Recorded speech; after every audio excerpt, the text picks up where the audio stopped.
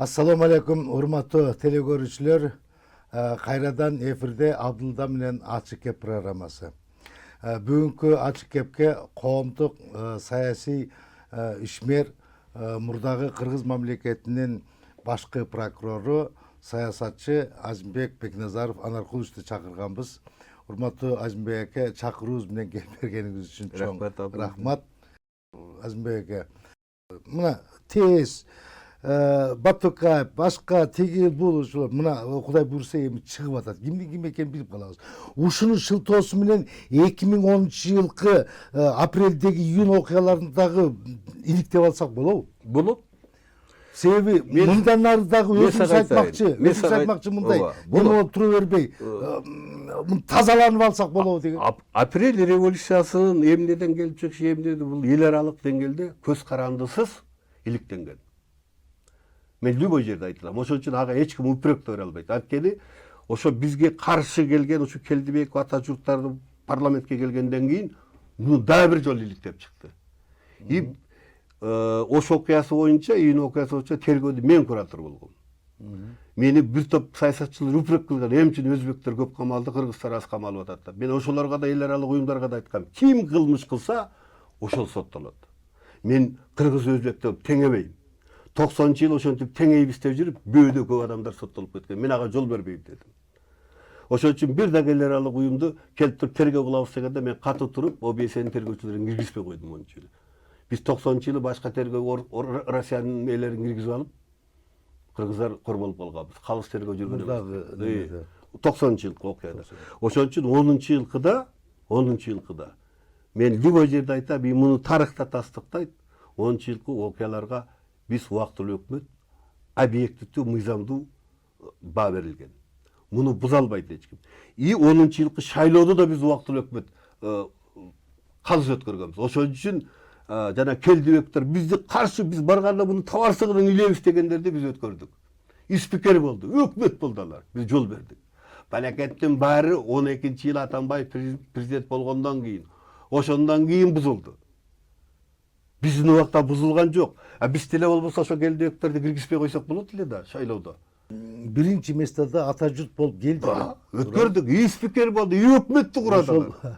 Ошондо бизге айтты да. 2010-жылы Азимбек аке, ошол шайлоодо ата журттун биринчи местага жеңип чыгып келиши, ошол 2010-жылкы болгон окуянын далили десек болбойбу? 2010-жылкы окуялы далил эмес, убактылуу өкмөттү жек көрүүнүн далили. Бизди түштүк жек көргөн. Бизди жек көргөн. Убактылуу өкмөт Бакиевди куурип, бийликти ээлеп алды деп туруп бизге каршы саясат ачык жүргүзүлгөн. Биз ошого карабай утуп келдиби, берели дедик. Ошон үчүн булар келип эле бизден баштады. Убактылуу өкмөттү текшеребиз, ячейканы бузган, тигини бузган. Анан булардын комиссиясына барып мен жооп бердим убактылуу өкмөттүн атынан, парламентке барып. Анан декреттерин бузабыз деди, мен айттым, декретти бузса анда силер да кеткиле, анда силер депутат болуп келдиңер, декреттен кеткиле бизге. 2010-жылкы апрель окуясында Ак үйдүн алдында болгон эмеде баягы Бакиев сырттан жалдап келген 10 снайпер каякта? Ким айткан ошондо? Бул дагы Орто Елдо искусственный сайт аркылуу жазылган дезинформациянын жыйынтыгын айтып жүрөсүңөр. Ушул убакка чейин. Анткени бул сотто да каралган. Сотто да адвокат ошентип суроо берип, мен барып андан жооп бердим. Каерде бар экен ошол? Ким айтыптыр? Азимбек, муну көп киши көргөн. Көп кишилер катары мен де көргөм. Именно сиздин оозуңуз менен Байсал экөөңүздөр барып айтылганда. Байсал экөөңүздөр телевидениеде. Сен мага далилдеп бер да 5 күндөн кийин чакыр, мына эмне жерде айткансың деп. Жок андай. Угуп тур. Мен ар бир пресс-конференциямдын видеосу да менде бар. Стенограммасы да менде бар. Мен жөн бербейм. Мен айткам, минтип айткам. Тергөөчүлөргө мен команда бердим. Биздин өзүбүздүн солдаттар өзүнүн ата-энелерин, бир туугандарын кантип эле атсын. Мүмкүн сырттан келген жалданмалар барбы? Ушуларга көңүл бургула деп айттым дедим. Жалданба снайперлер болбосун деп. Экинчиси, ар бир сурак кылып аткан Дуңгары болобу, Жолдошбаев болобу, ошол жанагы езгонун начальниктерине ар кимине тергөөчүлөр суроо берди. Ак үйдүн мынагу айнегинде ошол сакалчан сырттан келгендер бар беле? Крышасында бар беле? Алар айтты жок болчу. Биз өзүбүздүн солдаттар турган деп. Эгер кимдир бирөө болсо, алар өзү далилдемек. Менин жанымда мен тааныбаган адамдар жүргөн. Деп алар далилдеш керек. Мен эмес. Азимбек, муну уккан бир эле мен эмес, бүтүндөй кыргыз эли. Бул божомол болгон деген сөз эч качан чындыкка жок. Азимбек, мен сага айтып атам, бир жума жөнөтсөм алып кел деп атам. Сиз неме урутуна чейин айтпадыңызбы? Чечендер, тажиктер 3 негр бар деп. Мен дагы айтып атам. Куранды коелу, мусулмансыңбы? Кудай деген адамсыңбы? Ооба. Мен Куранды коем, сен далилдеп берсең, мен Кудай алдында күнөмдү жатам. Андай сөз айтылган эмес. Эте жасалган адамдар. Бул Калп дисинформация. Муну сотто, ошо соттоочунун адвокаты сага окшоп айтты. Ушинтип айткансыз. Мен айттым, кайерде алып келди? Алып келгилечи. Алып келе алган жок сотто. Адвокаты о Жакупова. Жакуповго айттым, алып келчи ошону. Сен алып келе албасаң, мен ошол айтты деген жерге видеозаписти мен алып келейин деп, кабардан мен алып келдим. Мына кайерде турат? Муну жасаган нерсе, жана ячейканы урдуп алды дегендей эле нерсе. Тең бөлүп алды деген, распилить этип алды деген. Карапайым эл ишене берет ошентип айтып койсо. ошо карапайым эл ошо саясатчыларга көп ишенип алып, анан кийин же тиян карарыбызды, же биян карарыбызды билбей атабыз. Ошон үчүн карабаш үчүн мага окшогон мондай мыйзамды, мондай документ көтөрүп жүргөндөргө ишенгиле. Мен китебимде дагы жазып, баягы Жалал Абадка Бакиевдер жаңы Жалал Абадка качып кеткенде. Бакиевдер таппай атабыз, Токойго кирип кеттир, Үңкүргө кирип кеттир деп атканда реклама телевизордон берилип атты да. Сыйлык бар деп. Ооба. $200,000. Ооба. Ким болжолду айтып берсе $200,000 $200,000 билбейм, ишин сыйлык сыйлык бар. $200,000. Ооба. Бирок кийин Роза Исаковна Отунбаева мойнуна алды да биз кетиргенбиз деп. Не деп? Отунбаева биз Бакиевди биз өзүбүз Бакиевди кетирдик. Кетирбесек болбойт эле. Биринчи ады мен айттым. Отунбаева Бакиевди үй бүлөсү менен Отунбаева чыгарды деп мен ошто айттым. Биринчи мен айттым, Бакиев чыккан күнү айттым. Анткени убактылуу өкмөттөн Бакиев түштүктө жүргөндө жалгыз мен жүрдүм. Элди уюштуруп, менден башка бири да барган эмес, бара алган да эмес.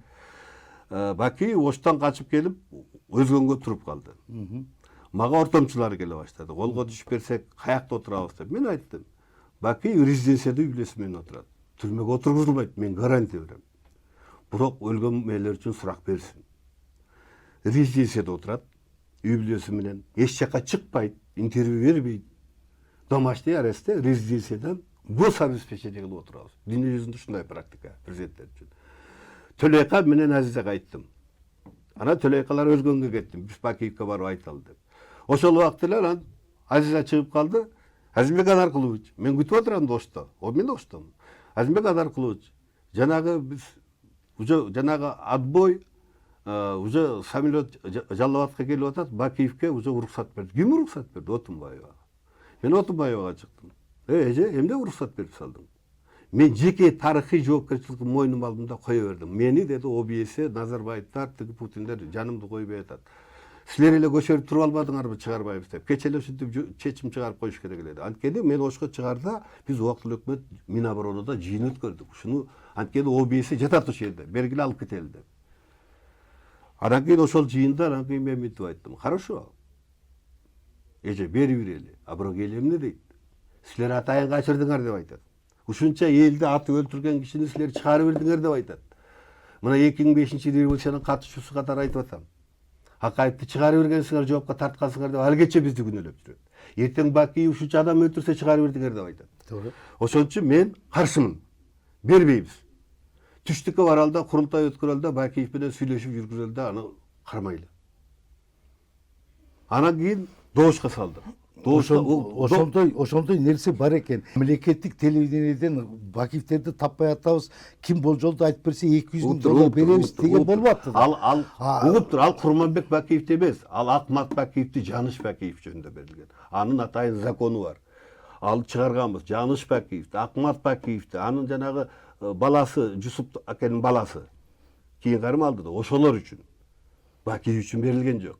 Мында карапайым ушуйда путуйт эди. Ал тергөөдүн негизинде. Кийин ошону кармагандар алды. Ошол Бакиевке Бакиев Курманбек эмес, ал Бакиев Акматка. Бакиев Курманбекти чыгаруу үчүн Роза Отунбаева Исаковна жаңғыз чечим кабыл алып атканда убактылуу өкмөттүн мүчөлөрү бирөөңүздөр неге кыйкырып эфирге чыгып айтып койгон жоксуздар дейм да. Sen buna da yapıyatı şunday, ukbağadan aytır. Kelerim menen ben pres konferensiya verip ayttım habarlarda. Bakiyev'tin üybülösü menen çıkarılışında vakti ökmöttün künösü yok. Biz çeçim algan jokpuz. Чыгып кеткенде кийин айттыңыз. Çıkkandayın. Чыкканда. Bunu jeke чыга элек деп эмнеге айтпадыңар дейм да. айтып атпайбы, чыга электе ben ошто болду. Бул дароо самолет барды, дароо учурулду бирди. Аны Артур Медетбеков узатты ошол жерден. Дүйшөбаевдин орун басары. Жеке жоопкерчиликти мен алам деп Отунбаев айтты. Жеке жоопкерчилик, а биз убакыт өкмөттүн ар кимдин иши бар да. Мисалы мен түштүктө жүрүм. Исмаил Исаков али соттошуп атты түрмөдөн чыгып. Атамбаев Москвада жүргөн. Дашы акча маселелерин чечели, бюджет, сюжет турасында менен мамиле кылып. Ар ким ар жакта жүрөт. Дароо чогула алган жокпуз да. Эртеси күнү Оштон келип эле мен эртеси күнү эле пресс конференция бердим. Бакиев кылмышкерби? Кылмышкер үчүн соттолду да. Бакиев кылмышкер. 2 статья менен соттолду. Азыр Батукаев 2 статьясы менен Бакиев соттолду. Мен кылмышкер деп айтам. Бирөө Тайфун Буранда Аксыга кол койгон үчүн ошол боюнча бир эпизод жазасын алды. Экинчиси мамлекет башчы, главный командующий катары мына жерде элди аттырганга жол берип койду. Ол жол бербеш керек эле. Бакиев кылмышкер. Аны эми көпчүлүк ошондой деп атат. Жо соттун чечими бар, күчүндө. Соттун чечими бар, айтса болот. Батукаев кылмышкер. Кандай дейсиз? Кылмышкер. Кылмышкер. Батукаевди чыгарган үчүн азыр Атамбаевка чейин жетип бир топ кишилер камакта. Мен Батукаев чыккандан баштап талап кылып жүрөм, жооп берсин деп. Бардыгы жооп беришкен. Эми Бакиевди чыгаргандар үчүн дагы иш коскоп ушундай кылып отурса болобу? Бакиевди айтып атпайбы, Отунбаева жооп берсе жооп берсин. Бирок Отунбаева угуптур. Отунбаева убактылуу өкмөттүн башчысы катары ошондо волевой политический чечим алды. Бирок Отунбаева аны заводчу да кайрадан соттолгонуна каршы болгон жок. Вот маселе. А Бакиев соттолду. Заводчу болсо дагы. Экинчиси Батукаев прямо Атамбаев Отунбаев окшоп жеке мен саясий чечим алдым, чыгардым деп Атамбаев айтты элек. Аны азыркы Берки Шамил Атаканов башкалары сатып атат. Ушул айткандан кылдык деп. Экинчиден Бакиев чыкканда Бакиев али соттоло элек болчу. Соттун өкүмү жок. Onu ne судим? Болгону президент. Болгону эл кууп чыккан президент болчу. А Батукаев чыкканда ал жазасын өтөп аткан 4 адамды өлтүргөн адам өлтүргүч чыгарылып атат. Өкмөт салыштырып болбойт. Сиз азыр айттыңыз да жанагы тест боюнча башка боюнча жогорку кеңештин ратификациядан өткөргөнүн, жогорку кеңеш жандоочулар тигин өткөрүп бергендер бардыгы күнөөлүү деп. Ошол сыяктуу эле Бакиевдин ошо Отунбаева чыгарып бергенине убактылуу өкмөттүн мүчөлөрү күнөөлүү болобу?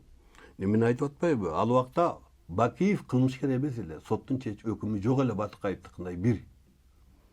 Эгер Бакиев ошондо соттолуп, пожизненный жанагындай алып турганда биз чыгарбайт элек. О дека барып отур, жазаңды кыл деп. Отунбаевага да жол бербейт болчу. Жок, күнөөсү көрүнүп турат эле да, кое тур деп кармап камап коюп, анан кийин ак болсоң кетесиң, ак болбосоң отурасың деген биз ошон үчүн катуу турдук. Укугу бар эле. Ошон үчүн катуу турдук, ошон үчүн өзүбүздүн позицияда айттык. Бирок тергөө ага жол берген, дальше биз тергөөдү уланта бердик. Мейли, Курманбек Салиевич Бакиев антип кетти. Жанышты Бакиевди таппай калдыңыздар. Акмат да Бакиев больницада эле да. Ким? Эми ал сен билсең айтсаң, сен $50,000 алмаксың. Биз аны Токойдон кармадык. Ошо Токойдон кармап келген Манас Эргешбаев $50,000 алды. Токойдон кармалган жок ал. Билбейм. Кармадык деп Мелис Турганбаев экөө кармап келди, экөө $50,000 алды. Жа, Токойдо эмес, Жаллабад. Эми мындай да. Жаллабад деле, жана башында өзүң айттың эле. Башың айттың эле. Квартирада башың айттың эле. Бирок неме, ошондон кийин да больницада жатты да. Башың айттың эле. Мен билем, сен ошол Бакиевдин колдоочусуң. Бакиевди алып барып элге алып барып жүргөнсүң. Эми ошол Бакиевдеги Бакиев биз үчүн тарых история бүттү. Аны кайталабайлы. Анда башка бир күнүн тема кыл. Ушу Бакиевдин кетиши, бул боюнча, Акматтын кармалышы боюнча башка тема кыл. Мен келем, бөкөбүз кереле кечке отурабыз. Болот. Документтериңди алып кел, жанагы снайперлер боюнча алып кел, видеозаписиңди алып кел. мен айтпадым, сен өзің айтқансың дегенді алып кел. Менде Құранды алып кел, тұзды алып кел. менде китепте бар, Алып кел. Китепте емес, саған фактыны алып кел. Жоқ, видеода бар. Ошо видеоңду алып кел. Видео Экөө сүйлөшөлөр. Видеоңду алып кел, мен ошентип айтып аткам. Алып кел. Мен ошто айткам, снайперлер кармалды деп. Биздин снайперлер деп айткам. 8 снайпер кармалды, жоопко тартылды деп. 8 тең жазасын алды. Ал биздин снайперлер. Анткени угуп тур, угупсаң сени суроо бергенде. Альфада, Скорпиондо силер эми военный эмессиңер да, Альфада служба алгандар, Скорпиондо служба кылгандар, Миноборондо служба кылгандарды военный билет, сен армияга барсаң, стрелок, снайпер деп жазылат. Биз ошол жанагы жоопко тартылгандар ар кимибиз кайсы этажда турган, каерде турган, каерден аткан, тергөө мунун баарын далилдеген. Мына ошолор стрелок, снайпер деп аталат. Мен ошону оштон силер ал кече адам аткандарды бирөө экөөүн кармадыңарбы деп суроо бергенде ошто журналисттер да 8 кармалды деп айткан. Оштон интервью берген. Ошондо еще да 3-4 кармалган жатат дегем, ошол 3-4түн экөө мени кайтарып жүргөн. Мен жанымда болчу. Мен охрана кетип жүргөн, эскерүү кызматкерге да. Келери менен кармалды. Муну кыргыз элинин баары эле билет. Ошо сырттан жалдап келип аттырды чечендер, тажиктер, дагы 3 негр бар. Кармап, камап койдук, жакында көрсөтөбүз деген бул сиздин сөзүңүз эле. Мен дагы айтып атам. Куран алдында, мыйзам алдында мен жооп берем. Алып кел, эмки да алып кел. Элге да айтып коеюн, ушуну Абдылда алып келсе, мен мыйзам алдында, Куран алдында. Алып келе албаса кандай жооп берет? Абдылдадайсың. Айт сен да элге. Кандай жооп бересиң? Алып келе албасаң. Мен Кудай алдында, мыйзам алдында жооп. Жок. Менде андай неме жок. Аны убактылуу өкмөт мына 9 жылдан бери отурасыңар. Эми ошентип айтабыз да, азыркыга чейин. Анын бардыгын тазалап коюңуздуңар. Ал неменин бардыгы. Сен менде бар деп айттың. Азыр эле менде бар. Жок, мен уктум деп. Видео бар дедиң. Видео бар дедиң. Видео бар, бул неме видео? Каерде снайперлер, каерде автомат көтөрүп жүргөн, каерде немелер? Мындай да балдар. Мен өмүр бою ушинтип саясатчылар ар түргө бөлүнөт да. Мен өзүмдү ушундай саясатчы дейм. Беткача бар. Бетке айтпай мыйзамдуу туткан саясатчы. Мен катыныма дагы, президентке дагы эч кимге жакпайм. Анткени өңүм да сеникиндей, үнүм да яман. Анан бетке айтам. Мен да экесин. Ошон үчүн мен экөөбүз бирдей эле. Экөөгө жаппайм. Ошон үчүн эгер барбы далилиң, алып кел, мен даярмын любой убакта. Жооп тартканга айттым. Жок, эми көчөдөгү сөздү көрсөм, көчөдөгү сөздө мен жөнүндө эмне деген гана ушак айтылган жок. Атамбаев айтты, Сары экөө банкты билип алыптыр деп айтты. Аны запись чыкты. Эми ал нерсени мен айта албайм. Себеби аны эми дагы айтайын. Дайыр Атамбаев дабирөөлөр уюштуруп коюп, атайын пресс-конференция бердирген. Бектазаров ак үйдөн табылган 20 миллионду алып кетип калды деп. 4 бала чыгып алып пресс-конференция берген. Дабиров айткан, Бектазаров 10 миллион тиштик апартырып, белгисиз каяка кеткен деп. Ошол боюнча кандай ушактар толтуруп. Бектазаровдун Швейцарияда үйү бар. Бектазаровдун Ататүрк паркында 2 участогу бар. Бектазаровдун тиги туту. Мен бардыгына ушу барын айтып келем. Айланайын таап келгенче сага оформить этип берейин участогун. Ушу сага бекер, нотариустун пулун төлөйм. Бир айылдашымдын Нурсуфра деген ресторанын 20 жылдан бери Бектазаровдук деп келатат. Ушуга окшогон ушактар көп да. Саясатчысыңбы? Ушак айтылат. Саясатчысыңбы? Сөзүң бурмаланат. Саясатчысыңбы? Бала чакан катыныңга чейин ушактарылат. Артисттер сыяктуу эле да. Саясатчы артисттер сыяктуу. Бирок саясатчы ошону көтөрө билиш керек. Чыдай билиш керек. Көтөрүмдүү болуш керек.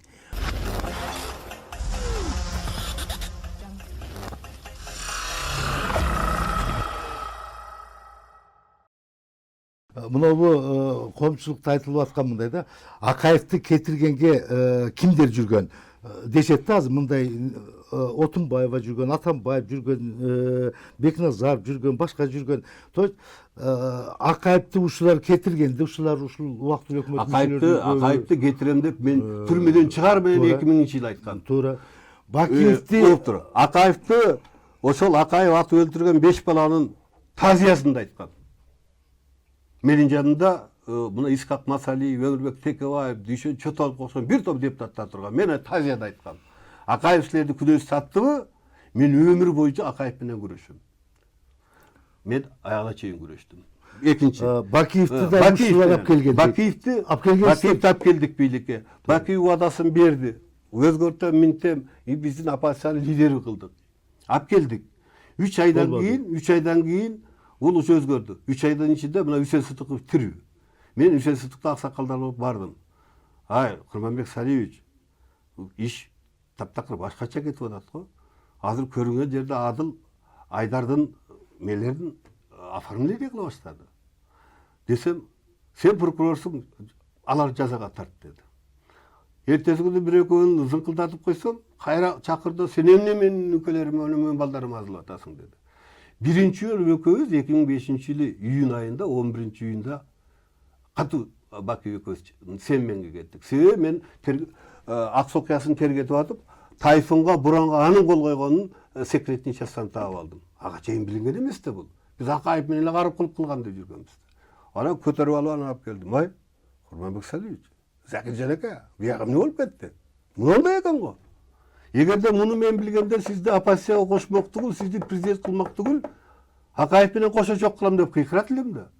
Десем, мени карып кылып чакырып кол кой дегенден Азимбек ушундай кол коюп койгом.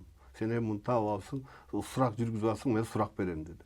Кийин сурак бергендин ордуна, наоборот, мени айдап түштү.